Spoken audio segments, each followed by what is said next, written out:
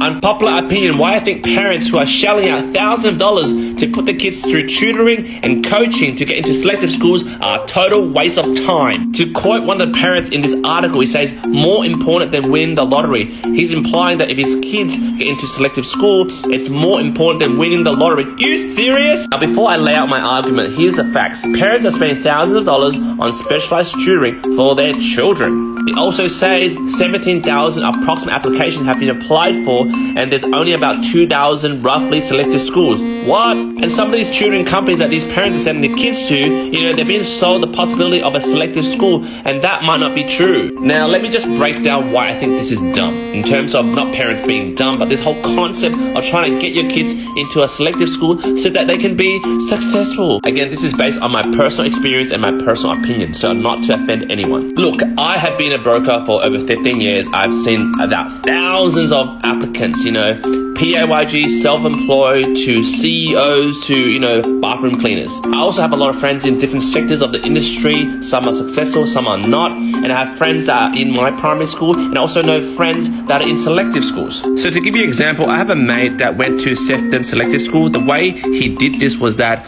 he was in a normal primary school, like public school, during high school. And then to go into the selective school, he went through this loophole where after completing year 10, he can apply for year 11 and 12 at the Sefton Selective School by not doing a test at all. So there was no test, just did an interview with the principal, and then he got in. And what he told me was that everyone in this school was smart. Well, I will say book smart. And he himself, like myself, is street smart. And he's pretty bad with his academics. But what he noticed was that when he entered this school, his usual average marks, for example, 70% for every test, got basically pulled up by all these higher smart people or academically smart people. So for his HSC, or back then UAI, he got like 95 points. But in all honesty, if he did this test in the bloody public school, he would have got maybe like 80. So his marks just rose with the standard deviation because it was higher there. My point is, these type of parents are trying to chuck their kids into selective schools because they have a higher academic standard deviation so they can pull up their kids' marks. The keyword is, it's all about the marks, the academic marks. I can tell you right now, all those smart academic people, or those that came first in maths, English, whatever, I can tell you right now, I'm earning 3 times more than them right now. And I'm not trying to say this is how big my eggplant is. I'm not trying to be cocky. What I'm saying is, when you stick to the normal standard deviation of a non-selective school, for example, a public school or a Catholic school, you are forced into the real world with what you actually have, and then you have to use your own street smart to win in life. But then if you hide in these schools and then somehow your marks get lifted because someone else is smarter and the standard deviation is higher, you go into the real world with a false pretense of how smart you really are.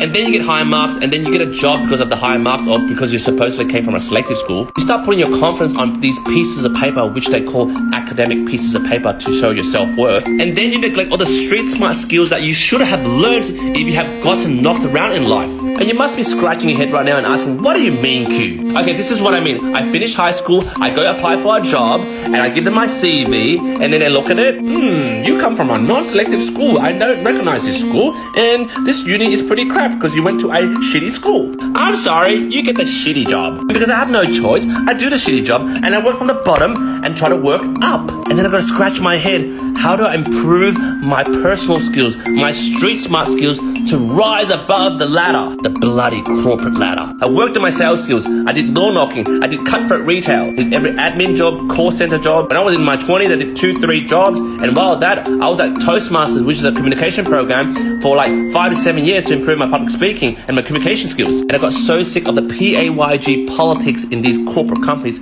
I started my own bloody business. 15 years of working 100 hours a week, and now I'm here today. My point is, you guys trying to chuck your kids into these selective schools, you basically lift up their ego, their expectation that they can sort of operate through the world because they have these academic scores. But if your kids are smart, well, put them to selective school. They are naturally talented.